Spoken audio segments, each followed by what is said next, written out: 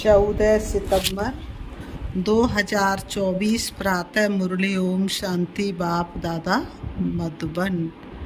आज बाबा ने सुनाया, मीठे बच्चे, बाप की श्रीमत पर चलकर अपना श्रृंगार करो। बाप की श्रीमत पर चलकर अपना श्रृंगार करो, पर चिंतन से अपना श्रृंगार मत बिगाड़ो, टाइम वेस्ट ना करो। मीठे बच्चे, बाप की श्रीमत पर चलकर अपना श्रृंगार करो, पर चिंतन से अपना श्रृंगार मत बिगाड़ो, टाइम वेस्ट ना करो। आज की मुरली से बाबा ने प्रश्न किया, तुम बच्चे बाप से भी तीखे जादूगर हो कैसे? तुम बच्चे बाप से भी तीखे जादूगर हो कैसे?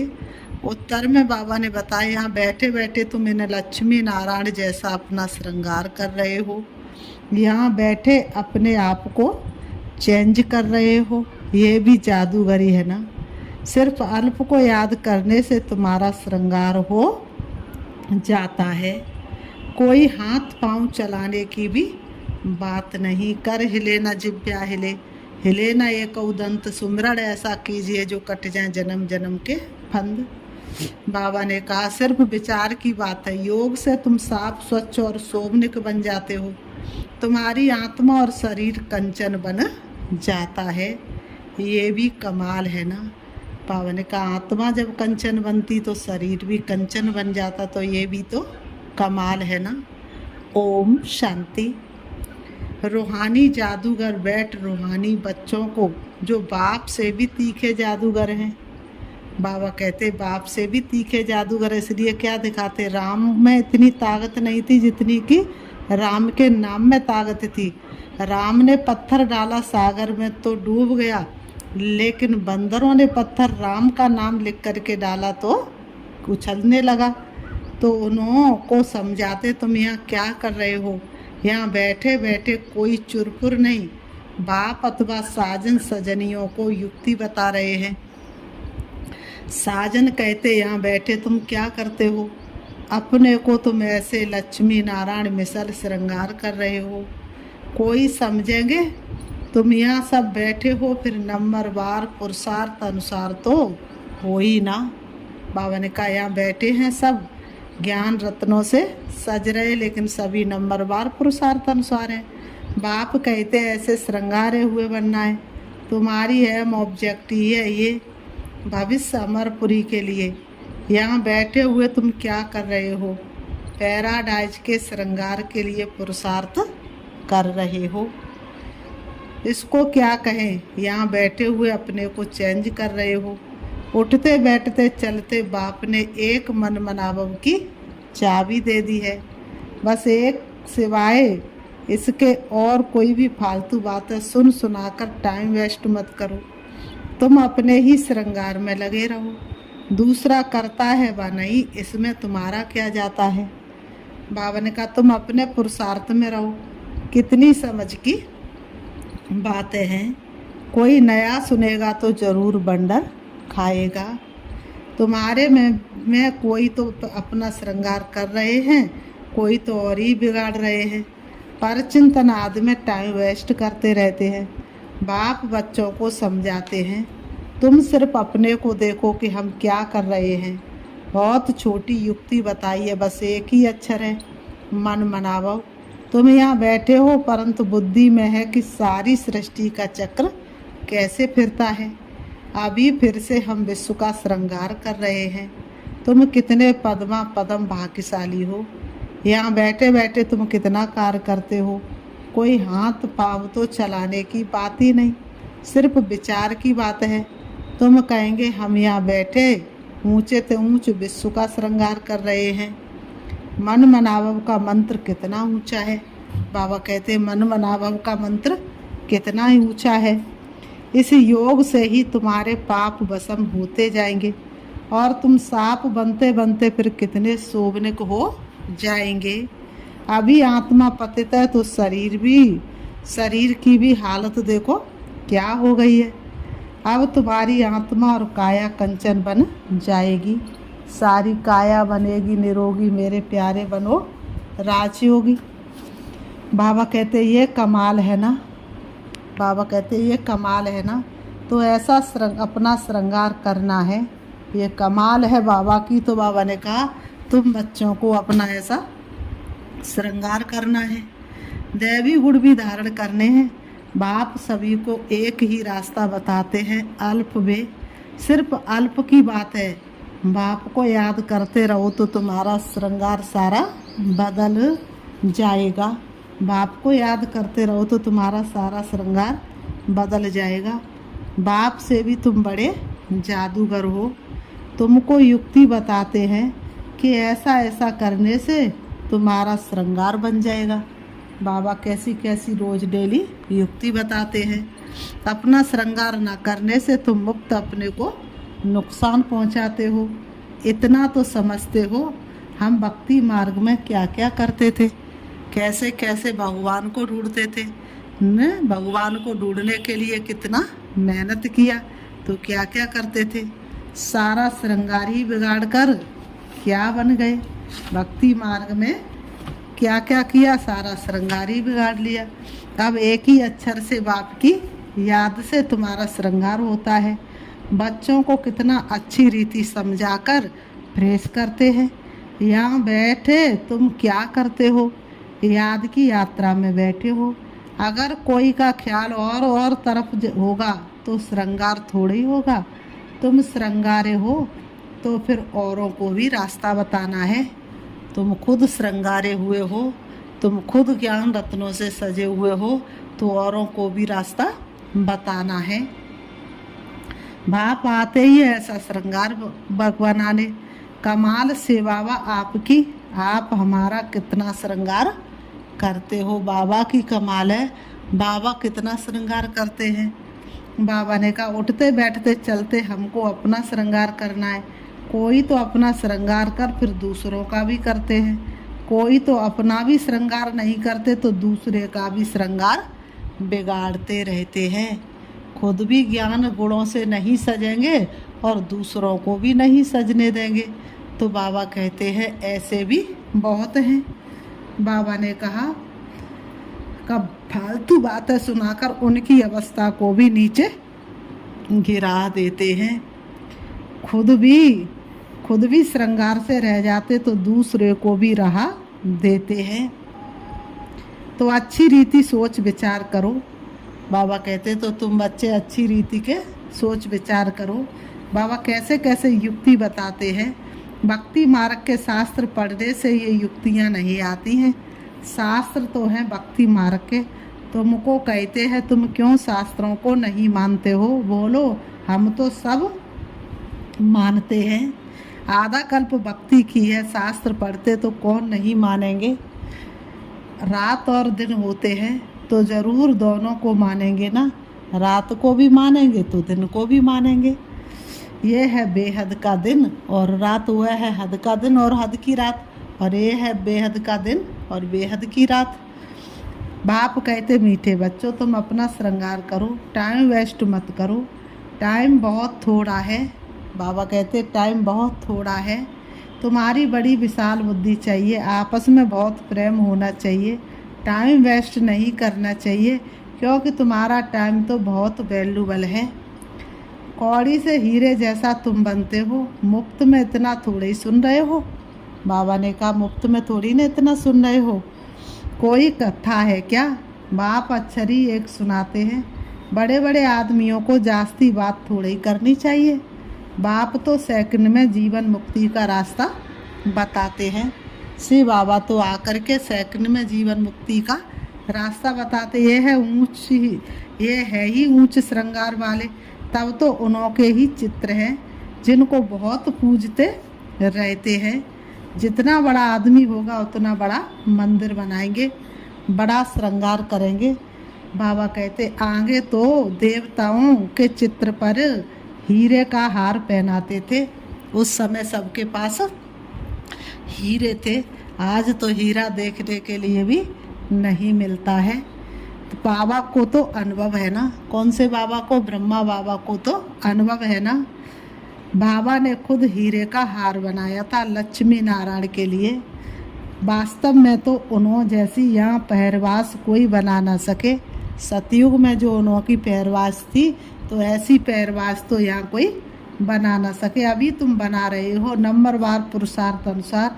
तो बाप समझाते बच्चे टाइम वेस्ट ना अपना करो ना औरों का करो।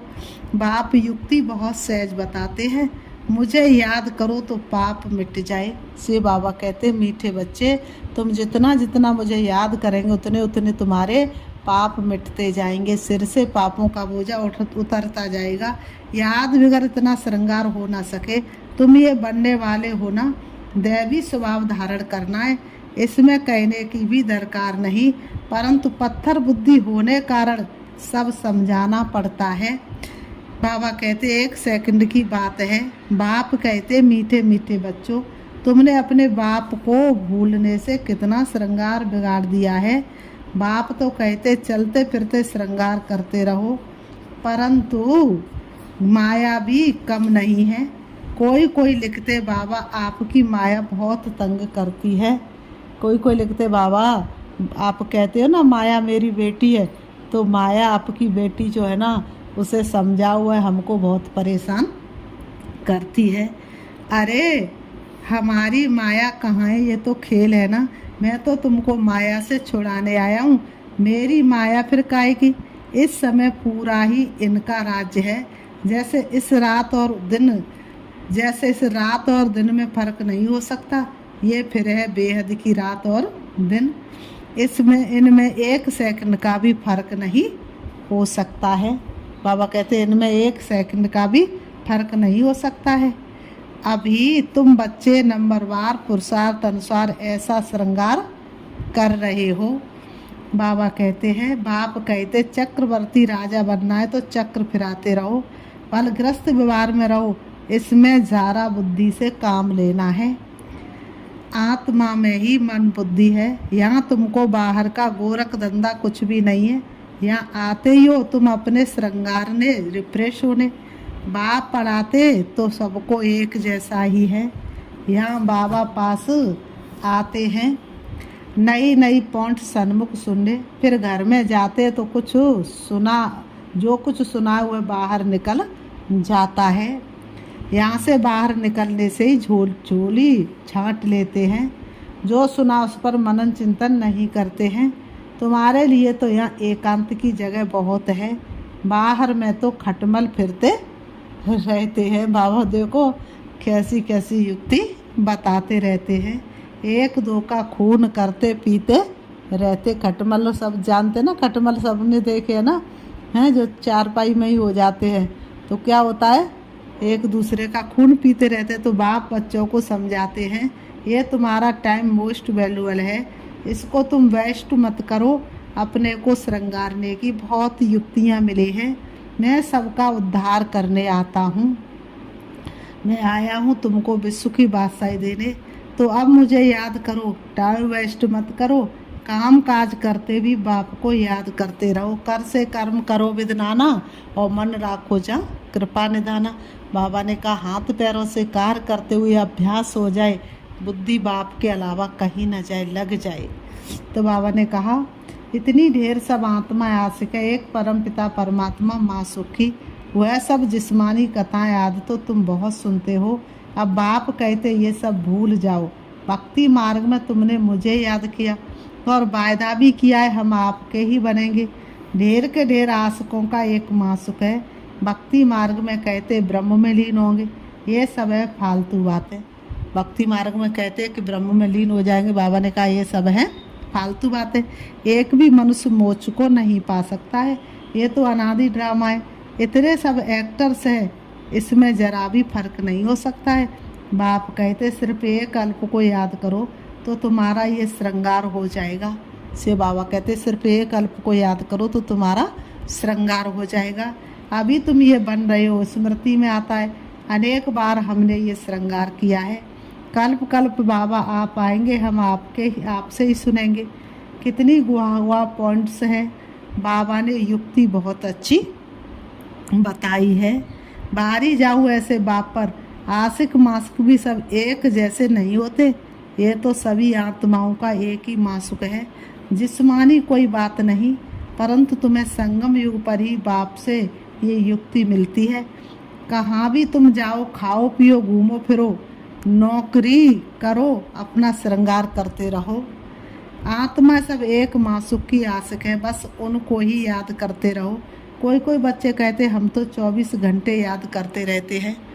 कोई कोई बच्चे कहते बाबा हम तो आपको 24 घंटे याद करते रहते हैं, हमारी तो बुद्धि आपसे हटती नहीं। बाबा ने कहा नहीं, 24 घंटे तो कोई मुझे याद कर ही नहीं सकते। बाबा कहते परंतु सदैव तो कोई कर नहीं सकते। मैं बहुत 2-2.5 घंटे तक जास्ती अगर लिखे तो बाबा मानता नहीं। दूसरे को स्मृति दिलाते नहीं तो कैसे समझे तुम याद करते हो? क्या कोई डिफ़िकल्ट बात है? कोई इसमें खर्चा है? कुछ भी नहीं। बस बाबा को याद करते रहो तो तुम्हारे पाप कट जाए। दैवी गुण भी धारण करने हैं, पतित कोई शांति धाम में सुख धाम में जा न सके। बाप बच्चों को कहते हैं अपने को आत्मा भाई भाई समझो। 84 जन्मों का पाठ अभी पूरा होता है। ये पुराना चोला छोड़ने का है। ड्रामा देखो कैसा बना हुआ है। तुम जानते हो नंबरवार पुरुषार्थ अनुसार दुनिया में तो कोई कुछ भी नहीं समझते। बाबा ने कहा दुनिया में तो कोई कुछ भी नहीं समझते। हर एक अपने से पूछे कि हम बाप की मत पर चलते, बाबा मिला और बाबा की जो श्रीमत है उस पर हम एक्यूरेट चलते हैं या नहीं। बाबा ने कहा चलेंगे तो श्रृंगार भी अच्छा होगा, अपना ही फायदा है। बाबा की श्रीमत पर आंख बंद करके चलते रहने में अपना ही फायदा है।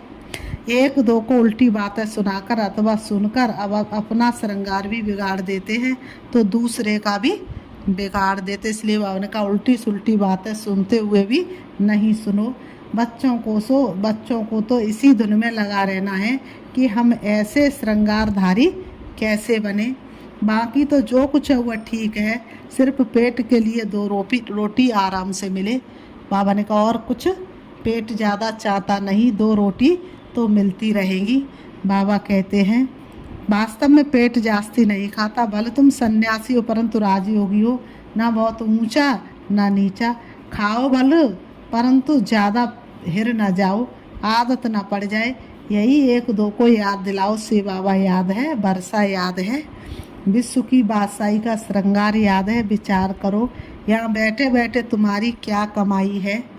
इस कमाई से अपार सुख मिलना है। सिर्फ याद की यात्रा से और कोई तकलीफ नहीं। बाबा का सिर्फ याद की यात्रा से और कोई तकलीफ नहीं। भक्ति मार्ग में मनुष्य कितने धक्के खाते हैं। अभी बाप आए हैं श्रृंगारने तो अपना अच्छी रीति ख्याल करो, भूलो मत। माया भुला देती है, फिर टाइम बहुत वेस्ट करते हैं। बाबा कहते तुम्हारा तो बहुत वैल्यूबल टाइम है। पढ़ाई की मेहनत से मनुष्य क्या से क्या बन जाते हैं। बाबा तुमको और कोई तकलीफ नहीं देते, सिर्फ कहते हैं मुझे याद करो। कोई भी किताब आज उठाने की दरकार नहीं। बाबा कोई किताब उठाता है क्या? बाप कहते मैं आकर इस प्रजापिता ब्रह्मा द्वारा एडॉप्ट करता हूँ।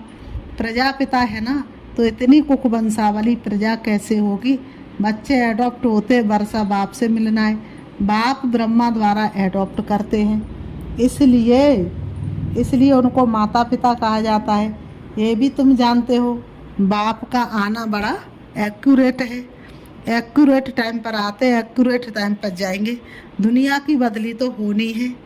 अभी बाप तुम बच्चों को कितनी अकल देते हैं, बाप की मत पर चलना है। स्टूडेंट जो पढ़ते हैं वही बुद्धि में चलना है। तुम भी ये संस्कार ले जाते हो, जैसे बाप में संस्कार है वैसे तुम्हारी आत्मा में भी ये संस्कार भरते हैं। फिर जब यहाँ आएंगे तो वही पाठ रिपीट होगा। नंबरवार पुरुषार्थ अनुसार आएंगे। अपने दिल से पूछो कितना पुरुषार्थ किया है, अपने को श्रृंगारने का टाइम कहाँ वेस्ट तो नहीं किया है। बाप सावधान करते हैं, बारात बातों में कहाँ भी टाइम ना गवाओ। बाबा कहते बाप की श्रीमत याद रखो, मनुष्य मत पर ना चलो। तुमको ये पता थोड़ी था कि हम पुरानी दुनिया में हैं। बाप ने बताया है कि तुम क्या थे, इस पुरानी दुनिया में कितने अपार दुख है। ये भी ड्रामानुसार पाठ मिला हुआ है। ड्रामानुसार अनेक विघ्न भी पड़ते हैं। बाप समझाते हैं। बाप समझाते बच्चे ये ज्ञान और भक्ति का खेल है, वंडरफुल ड्रामा है। इतनी छोटी आत्मा में सारा अविनाशी पार्ट भरा हुआ है जो बजाती ही रहती है। फिर बाबा ने कहा अच्छा, मीठे मीठे सिकीलते बच्चों प्रति माता पिता बाप दादा का याद प्यार और गुड मॉर्निंग। रूहानी बाप की रूहानी बच्चों को नमस्ते। हम रूहानी बच्चों की रूहानी बाप दादा को याद प्यार और नमस्ते नमस्ते नमस्ते। धारणा के लिए मुख्य सार नंबर 1, दूसरी सब बातों को छोड़ इसी धुन में रहना है कि हम लक्ष्मी नारायण जैसा श्रृंगारधारी कैसे बने।